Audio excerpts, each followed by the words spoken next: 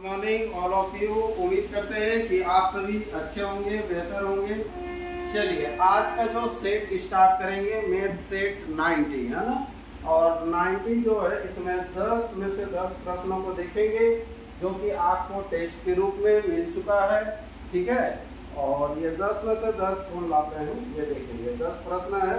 ठीक है, अगर जिनको टेस्ट देना है आपको 24 घंटा में कभी भी किसी भी टाइम आप टेस्ट दे सकते हैं। मात्र 15 मिनट का ये टेस्ट रहेगा। आपको टेस्ट देना है, ऑनलाइन टेस्ट है ना। और उसके बाद इस वीडियो को डिस्कशन आप देख सकते हैं।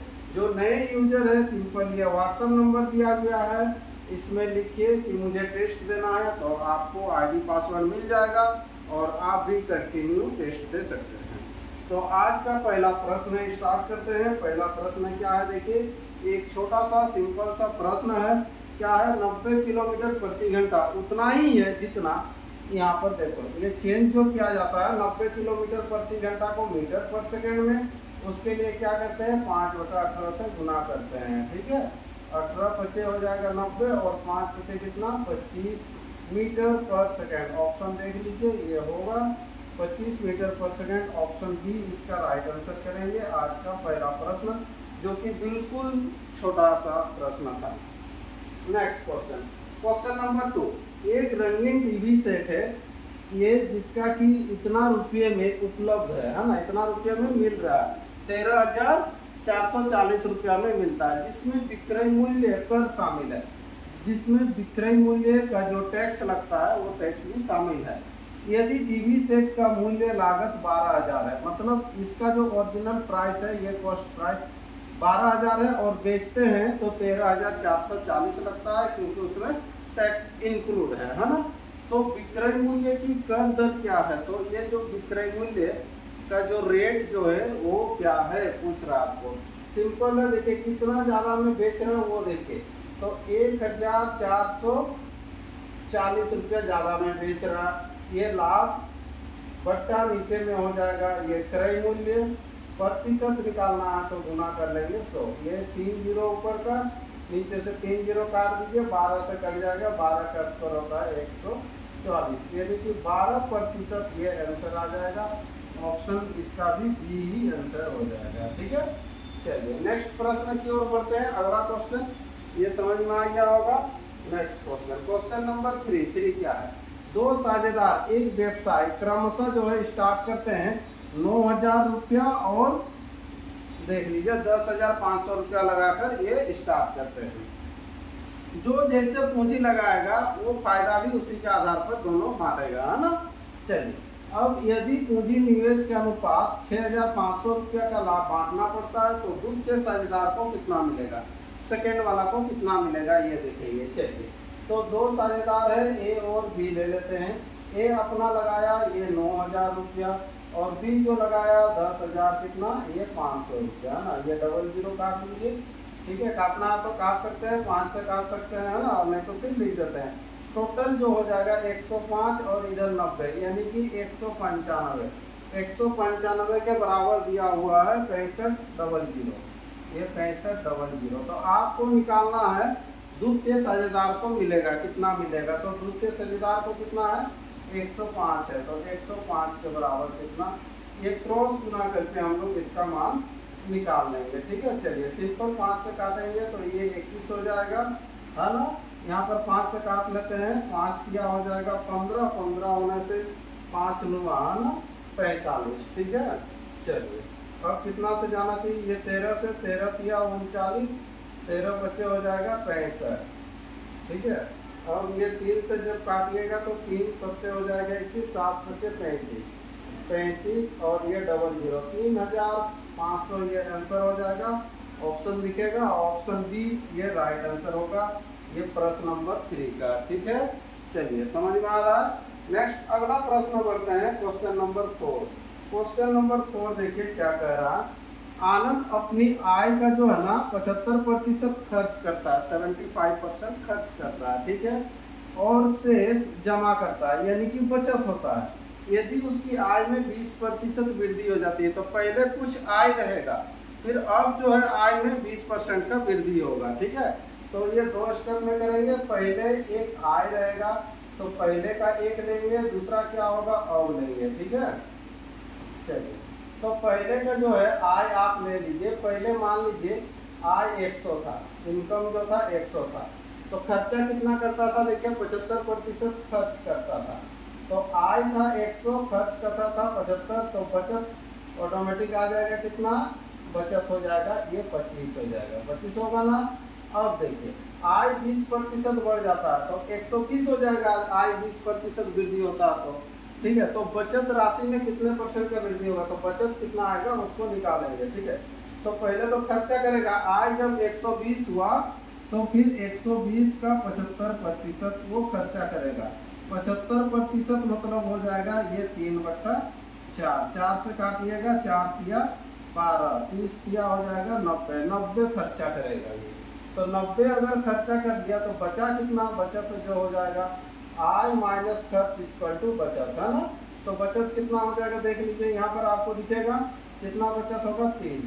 तो यहाँ पर वृद्धि पूछा है बचत प्रतिशत, यानी कि जो कितने प्रतिशत का वृद्धि होगा बचत का, तो वृद्धि कितना हो रहा देख लीजिए, 5 का वृद्धि हो रहा, देखिए कितना का वृद्धि हो रहा 5 का, लेकिन कितना में 25 में, प्रतिशत निकालना है गुना 100, 25 चौके और 5 चौके 20, ये 20% आंसर होगा।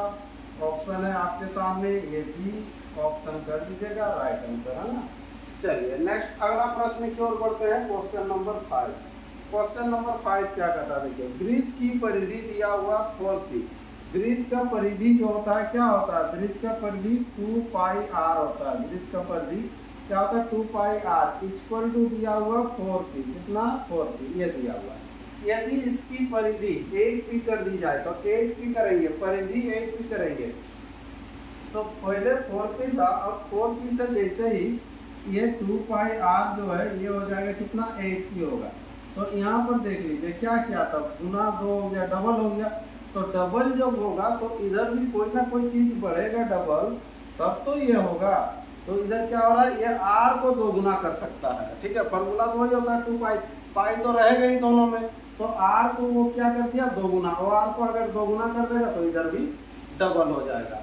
यानी कि पहले अगर मान लीजिए r1 था तो अब जो है r कितना हो जाएगा, ये 2 हो जाएगा, तब जाके ये भी 2 गुना हो जाएगा, ठीक है। तो अब बोल रहा तो इसका क्षेत्रफल क्या होगा, तो क्षेत्रफल देखिए पाई r स्क्वायर होता है क्षेत्रफल, इधर भी पाई r स्क्वायर। पहले अगर r मान लीजिए 1 है तो सिंपल हो जाएगा पाई r स्क्वायर ही होगा, 1 का स्क्वायर तो 1 ही होगा।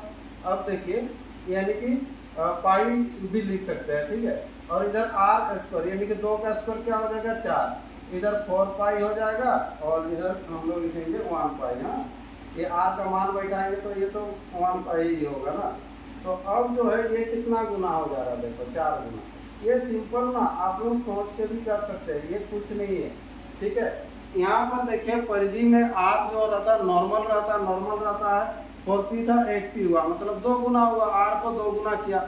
लेकिन क्षेत्रफल में स्क्वायर लगेगा, स्क्वायर जब लगेगा तो 2 का स्क्वायर कर देना आपको, ये 4 गुना आंसर हो जाएगा। ऑप्शन सी करना है इसका आंसर। नेक्स्ट अगला प्रश्न है आपके सामने है क्वेश्चन नंबर 6। किसी धनात्मक संख्या, कोई भी धनात्मक संख्या और धनात्मक संख्या के वर्गमूल का योग निम्नलिखित में से होगा, निम्नलिखित में से इसी में से ही आपको खोजना है ना। देखिए एक धनात्मक संख्या कोई भी अगर मान लीजिए सोच के लेते हैं, अगर 1 लिए, 1 का स्क्वायर कितना होगा, फिर 1 ही होगा, दोनों को जोड़ने से कितना होगा 2।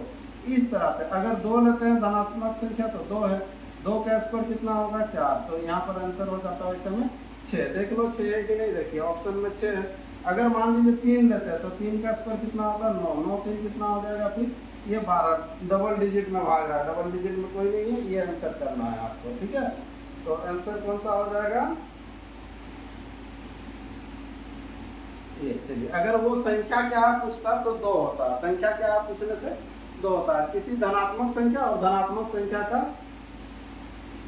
वर्गमूल का योग होगा ना, यहाँ पर ध्यान दीजिए। देखिए वर्गमूल बोला है ना, यहाँ वर्ग नहीं बोला, वर्गमूल बोला है। तो यहाँ पर वैसे में वर्गमूल अगर करेंगे कोई धनात्मक संख्या, चलिए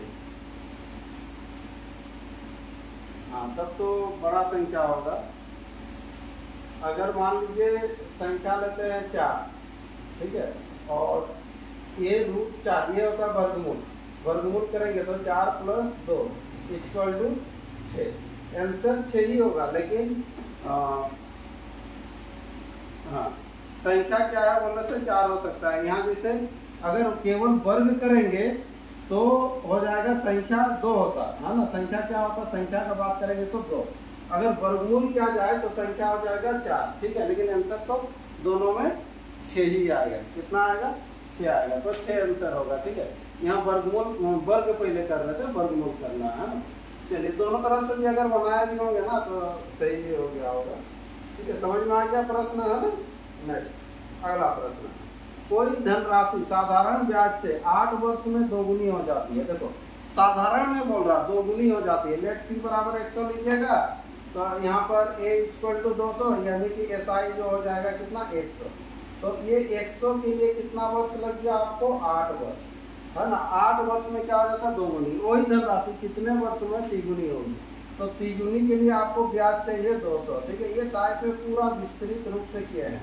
तो 8 का डबल कितना हो जाएगा? ये 16 वर्ष हो जाएगा। देखो 100 के लिए 8 साल, 200 के लिए तो 16 वर्ष, ये आंसर होगा। ऑप्शन ए इसका राइट आंसर करेंगे। नेक्स्ट अगला प्रश्न, क्वेश्चन नंबर 8 है आपके सामने। रमेश अपने घर से 12 किलोमीटर प्रति घंटा की गति से विद्यालय जाता है, ठीक है। तो वह 20 मिनट में विद्यालय पहुंच जाता है, ठीक है। वह अपनी गति को कितने किलोमीटर प्रति घंटा कर दे कि वह विद्यालय 15 मिनट में पहुंच जाएगा, ठीक है। तो सिंपल, ये घर से विद्यालय ही जा रहा, तो यहाँ पर दोनों स्थिति में जो है, ठीक है, दोनों स्थिति में क्या होगा? दूरी बराबर होगा, है ना। तो पहले दूरी बराबर क्या होता है? चाल गुना समय। तो पहले चाल कितना था? 12, तो समय कितना लगता था?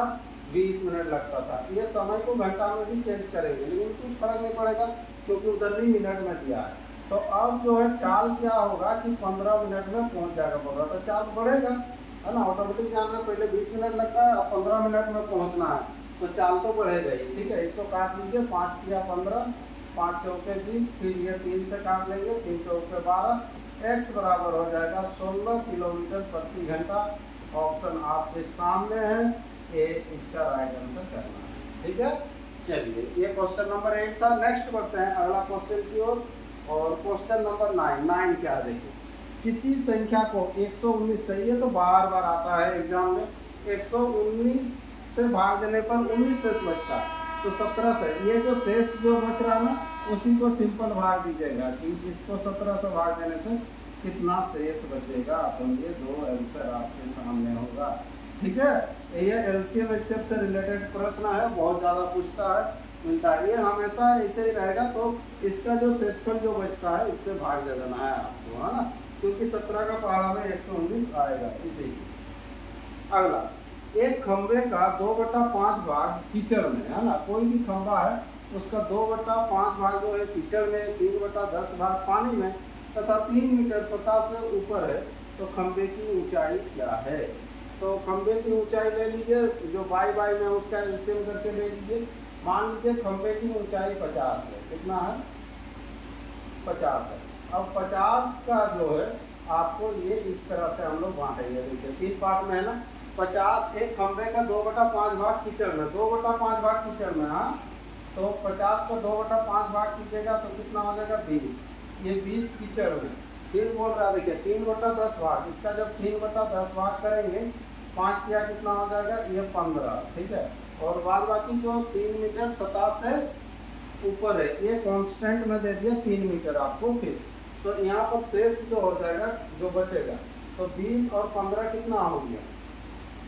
20 15 हो गया 35, और इधर कितना होगा? 15। यही 15 के बराबर आपको प्रश्न में दिया हुआ है। कितना बच रहा था? ये 3 दिया हुआ है। तो 15 के बराबर 3, तो आपको निकालना है ये 50 के बराबर कितना है, ये लिखो। चलिए निकल जाएगा, ये 5 से काट लीजिए, 5 किया 15, और इधर कितना हो जाएगा? ये 10 हो जाएगा, 3 3 ये कटेगा, तो सिंपल हो जाएगा, ये 10 मीटर आंसर ऑप्शन रहेगा, नहीं है, ठीक है। ऑप्शन डी इसका राइट आंसर कर लेंगे, इनमें से कोई नहीं, यानी कि 10 मीटर होगा। हाँ देखो, अब 10 मीटर होने से 10 मीटर का 2/5 भाग है ना कीचड़ में है, तो 10 का 2/5 कीजिएगा, यानी कि 4 कीचड़ में है, और 4 3 बच गया कितना, उधर 7 हो जाएगा, फिर इधर 3 शेष बचा है, बिल्कुल सही है। नेक्स्ट अगला प्रश्न, चलिए ये सेट कंप्लीट हो गया। उम्मीद करते हैं कि इस तरह से सेट आप लोग हर दिन बनाते जाएंगे। डेली ये टेस्ट रहता है तो हर दिन बनाते जाइए, ताकि स्कोर भी धीरे धीरे इम्प्रूव होगा, 10 में से 10 आना चालू होगा। ठीक है, चलिए आज के लिए इतने रखते हैं, फिर कल एक नए सेट के साथ मिलते हैं।